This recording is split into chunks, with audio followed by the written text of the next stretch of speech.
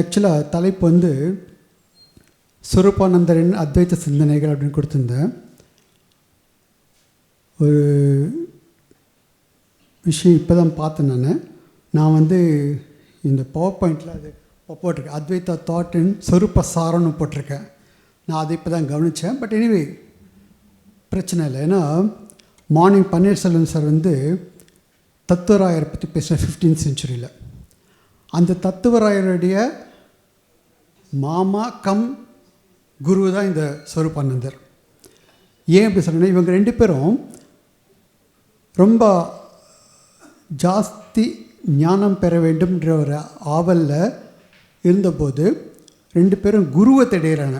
ஏன்னா இதில் முக்கியமான விஷயம், தமிழ் அத்வைத்தாவில் ஒரு முக்கியமான விஷயம் குரு, ரோல் ஆஃப் குரு, அது ரொம்ப ரொம்ப முக்கியமாக பார்க்குறாங்க. இவங்க ரெண்டு பேரும் குருவை தேடி அலையிறாங்க. ஸோ ரெண்டு பேரும் ஒரு அக்ரிமெண்ட் வராங்க, நான் ஒரு திசையில் போகிறேன், நீ ஒரு திசையில் போ அப்படின்னு சொல்லி. தத்துவராயர் நார்த் சைடு போகிறார், ஸ்வரூபானந்தர் சவுத் சைடு போகிறார். ஆனால் என்ன அக்ரிமெண்ட், யார் முதல்ல குருவை பார்க்குறாங்களோ, யார் தீட்சை போகிறாங்களோ அவங்க தான் இன்னொருத்தருக்கு குரு ஆகணும் அப்படின்ட்டு. ஸோ அது மாதிரி பண்ணும்போது இட்ஸ் ஸோ ஹேப்பன் சவுத் சைடுக்கு வந்த ஸ்வரூபானந்தருக்கு காவேரி கரையோரமாக ஒரு ஏதோ அவங்க வந்து சிவபிரகாஷ் சுவாமிகள் தரிசனம் கிடச்சி அங்கே வந்து அவர் இதை பற்றி ரமண மகர்ஷி கூட எழுதியிருக்காரு சொல்கிறாங்க. ஸோ அது வந்து அவருக்கு கிடச்சது. அது பிறகு இவங்க வேறு ஏதோ ஒரு அக்கேஷனாக ஒன்று சேரும்போது அப்போ ஸ்வரூபானந்தர் தத்துவராயருக்கு குருவாகிறாரு. அப்போ தான் இன்னொன்று தோணுச்சு எனக்கு. இப்போ இன்றைக்கி மார்னிங் ஐயோ நம்ம தப்பு பண்ணிட்டோமே, அங்கே தலைப்பு ஸ்வரூபானந்தரின் அத்வைத்த கூட இங்கே ஸ்வரூப சாரம் பொறுத்துக்கணும்னு. ஆனால் ஒரு விஷயம் இப்போ அப்புறம் இதை விளங்கிடுச்சு எனக்கு. ஏன்னா தத்துவராயர் பன்னீர்செல்வம் சார் பண்ண 10-15 புக்கு எழுதியிருக்காரு. ஆனால் ஸ்வரூபானந்தர் ஒன்று தான் எழுதியிருக்காரு, அது இந்த ஸ்வரூப சாரம் தான். ஸோ அந்த ஆமாம் சொல்லப்படுகிறது, அதான் கரெக்டு. ஏன்னா அந்த காலத்தில் எல்லாமே நிறைய எங்கே போச்சுன்னு தெரியாது, பட் சொல்லப்படுகிறது. But what ever it is, so அப்போ நம்ம தப்பு பண்ணலன்னு கொஞ்சம் தைரியம் வந்துச்சு எனக்கு அப்புறம். அதான் ஓகே. ஸோ இதில் ஃபஸ்ட் திங் எனக்கு என்னென்னா, ஜஸ்ட் ஒரு பேசிக் ப்ரெமிஸில் போகிறேன். அத்வைத்த சிந்தனைகளை ஏற்றுக்கொண்டு பார்க்கும்போது the talk of self realization through ஞானம். ஞானத்தின் மூலமாக அறிவினை பெறுவது, ஆன்ம அறிவினை பெறுவதுன்ட்டு. பட் ஆன்ம அறிவினை பெற்ற பிறகு நாம் எப்படி இருப்போம், அதுதான் இந்த சொரூப சாரத்தில் சொல்லப்படுகிறது. அஃப்கோர்ஸ் இது தேவையில்லை, இது ஏற்கனவே ஃபைனான்சியல்ஸ் எல்லாம் டீல் பண்ணிட்டாங்க. ரோல் ஆஃப் குரு மட்டும் தான் நமக்கு முக்கியம் இதில். அதில் இந்த அத்வைத்திக் தாட், அது கூட மார்னிங் சார் பன்னீர்செல்வம் சார் சொன்னார், Tamil Advaitic thought ranges from academic philosophy, scholastic philosophy to popular Advaita. அதில் அஃப்கோர்ஸ் ரமண மகர்ஷி, தாண்டவராய சுவாமிகள், தாய்மானவர், தத்துவராயர் அண்ட் ஸ்வரூபானந்தர் இவங்கெல்லாம் இது பண்ணியிருக்காங்க.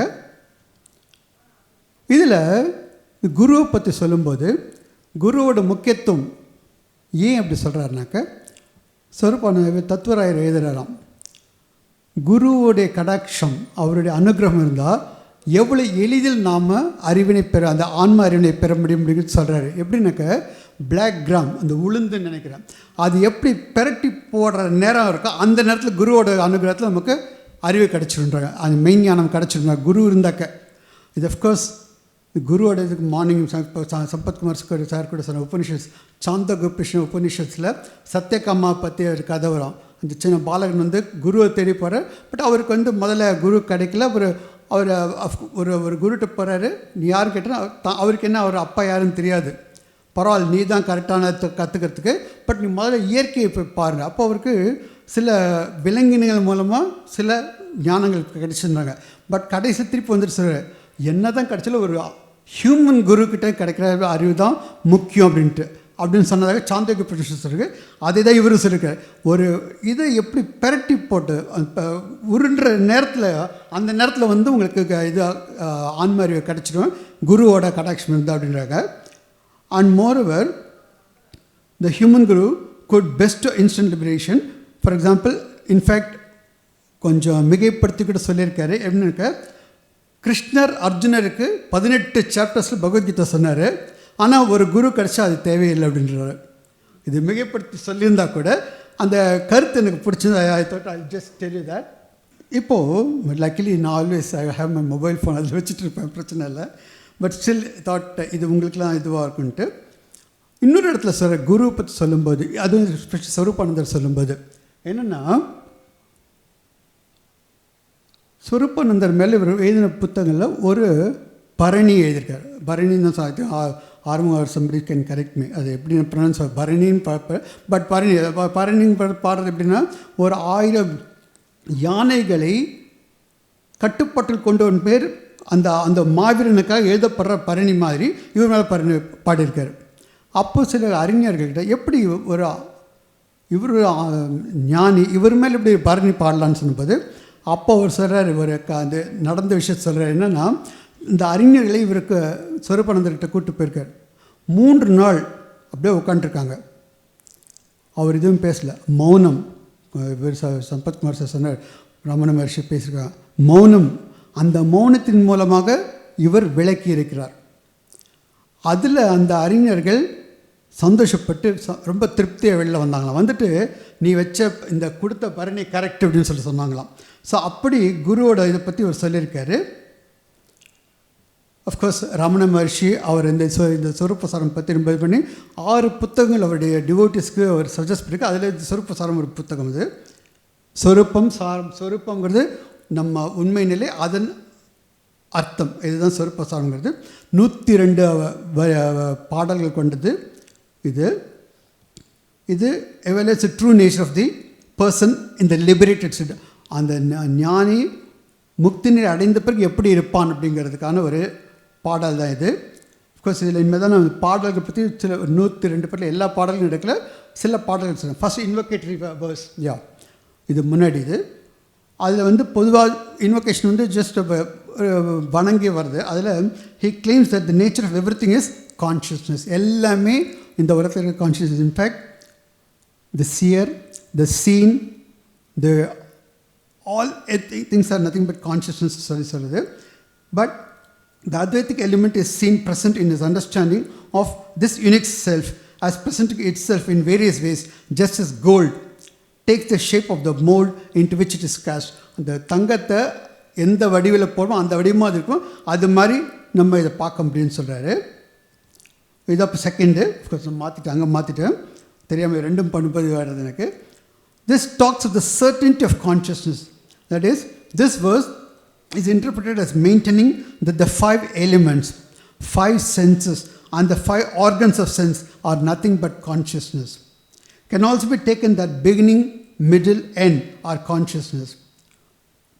The indescribable illusion is consciousness. One who perceives everything and the act of perceiving are also consciousness. Of course, next we are going to verse 7 and 8. Yena, if there is only one self and there are many seen, does it change the self? அதுக்கு 2 பாடல்கள் சொல்லியிருக்கு. என்னன்னாக்க, if the self is one, why are there many names? பல பெயர்கள் கொடுக்கப்பட்டிருக்கு. அதுக்கு அதில் விளக்கம் சொல்லியிருக்காங்க. என்னென்னா, man is referred to as son, father, but the body of each does not change depending upon the name. In fact நான் என் கிளாஸில் பசங்கள்ட்ட சொல்லுவேன், விவேகானந்தா காலேஜில் நான் மாணவனாக இருந்தேன். அதன் பிறகு ஒருத்தர் சிரிச்சிட்ருக்கார் முன்னாடி, அவருக்கு ஆசிரியராக இருந்தேன். அது பிறகு அங்கேயே நான் பிரின்ஸிபலாக இருந்தேன். இதனால் அந்த நிலைகள் மாறியது, நான் மாறவில்லை. அந்த ஒரு நிலை தான்.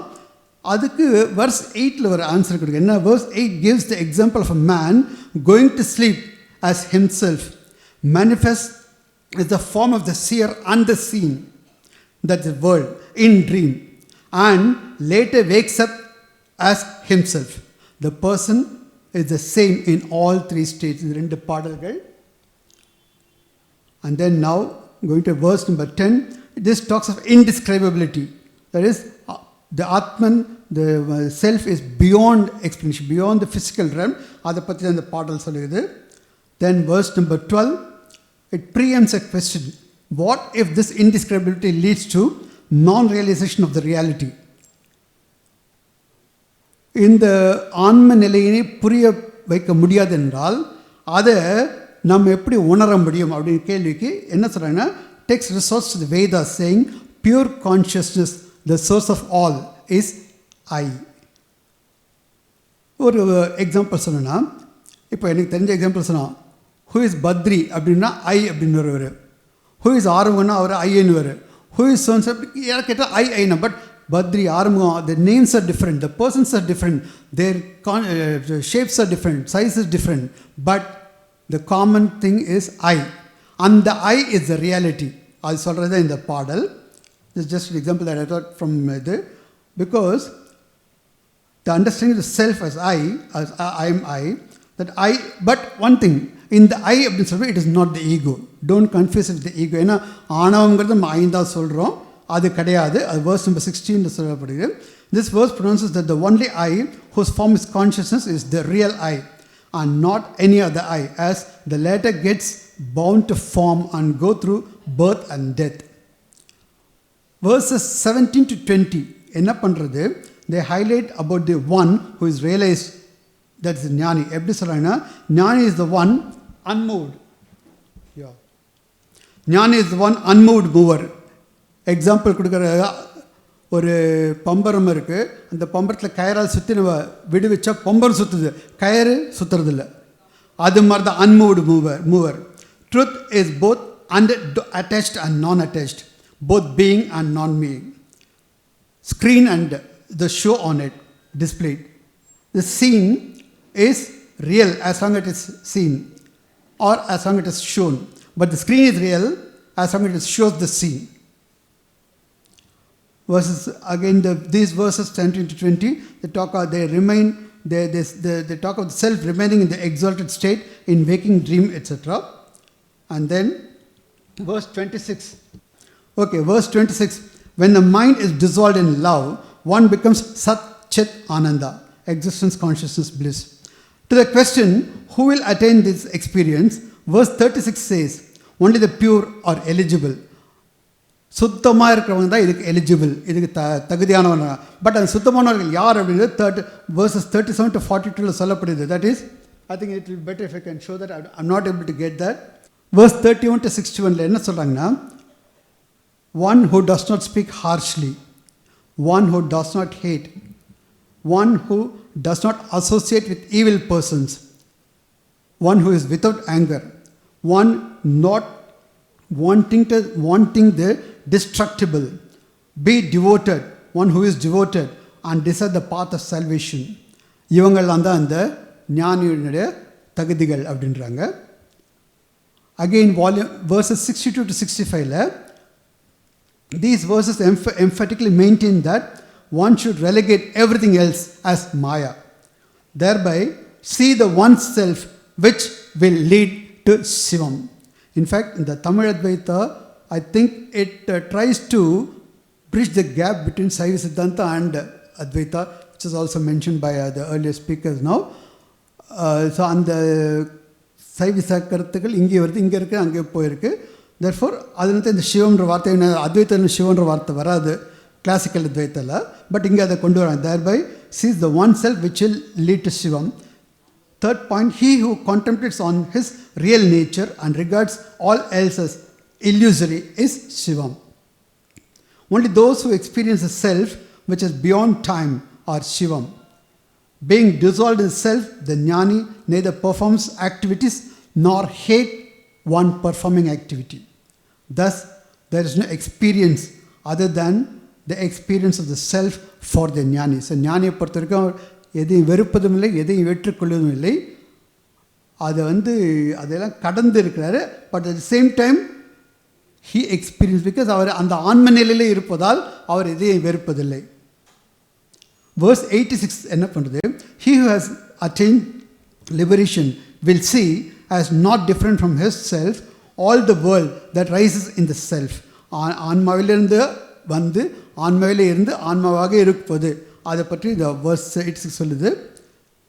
Verse 90 to 94, ஞானி will not care for both praise or slander. அவர் மீது அவதூறு இருந்தாலும் சரி, நல்ல பெயர் இருந்தாலும் சரி, ரெண்டுக்கும் ஒரே மாதிரி இருப்பாங்க. He will be free of bondage. Desire or ego will not disturb him. Place where he stays is holy. அவங்க புனிதமான இடத்தை தேடி போவாண்டாம், அவங்க இருக்கிற இடமே புனிதமான இடமாகும். He is soft spoken. முதல்ல சொன்ன மாதிரி எதிர்ப்பு கிடையாது, எதிரிகள் கிடையாது. இங்கே சாஃப்ட் ஸ்போக்கன், மிருதுவாக பேசுதல். இன்னொன்று சொல்லுவாங்க இதில், சத்தியம் ப்ரூயாத் பிரியம் ப்ரூயாத் ந ப்ரூயாத் சத்தியம் அப்பிரியம். சத்தியத்தை பேசு, உண்மையை பேசு, அன்பாக பேசு, ஆனால் சத்தியமாக இருந்தாலும் அன்பு இல்லாமல் பேசாது அப்படிங்கிறது. ஸோ அது மாதிரி அன்போடு பழகக்கூடியவர்கள்.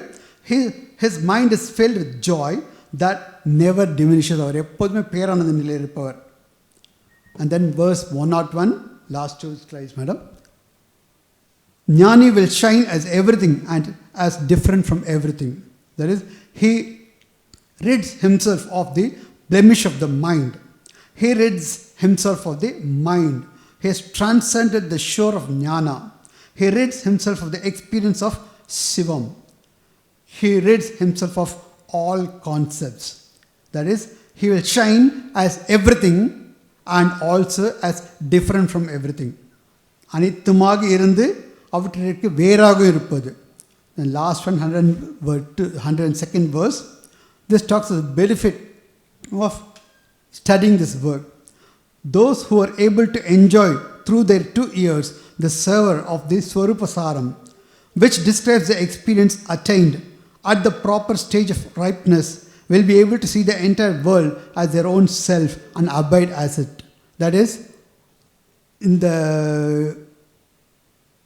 ஆன்ம நிலையை உணர்ந்தவர்கள் அனைத்தும் ஆன்மாவாக பார்க்கக்கூடியவர்கள். அனைத்தும் ஆன்மாவாக பார்க்கக்கூடியவர்கள் அவர் எது மேலும் ஆசையும் இருக்காது, பற்றும் இருக்காது, வெறுப்பு இருக்காது. அப்படிப்பட்ட நிலையை உணர முடியும். அதை சொல்லுவது தான் இந்த சொருப்பசாரம். இதுதான் இப்போ புரிஞ்சு நான் முதல்ல சொன்ன மாதிரி மௌனமாக இருந்தே அவர் எதிரிகளை அவருக்கு கேள்வி கேட்க வந்தவங்கள அவங்க பதில் சொல்லிட்டார். ஸோ பேசாமல் பேசி விளக்குதல், மௌனமாக இருந்து விளக்குதல், இதை செஞ்சுருக்காரு. அப்படிப்பட்ட நிலையை நான் படிக்க எனக்கு ஒரு வாய்ப்பளித்த பன்னீர்செல்வம் சாருக்கும் ஸ்ரீனிவாசன் சாருக்கும் ரொம்ப நன்றி. சுவாமிஜி அவர்களுக்கு என்னை ப்ரொனவுன்ஸ், ஏன்னா இந்த மாதிரி அக்கேஷனில் தான் கொஞ்சம் நான் எதாவது பண்ணேன். பன்னீர்செல்வம் சார் சொல்லுவார் சோம்பேறியாக இருக்கக்கூடாதுன்னு வேறு, பட் வேறு வழியில் நான் சொல்லிடுறேன். ஏன்னா அவருக்கு அவர் டீச்சர் சொல்லுவார். அது அது அது அவர் சொல்கிற பாலிசி என் டீச்சர் எனக்கு சொல்ல எனக்கு சொல்லுவார். அப்படின்னா என்ன அர்த்தம், நீ சோம்பேறி இருக்காதுன்னு. பட் அந்த விஷயத்தில் சுவாமிஜி அவர்களுக்கும் ப்ரொஃபஸர் ஸ்ரீனிவாசன், ப்ரொஃபஸர் பன்னீர்செல்வம் ரொம்ப நன்றி. Because you gave me the opportunity to learn something new. In that way, I am really very, very thankful to them and thankful to the audience, the scholars, for a patient hearing. Thank you so much.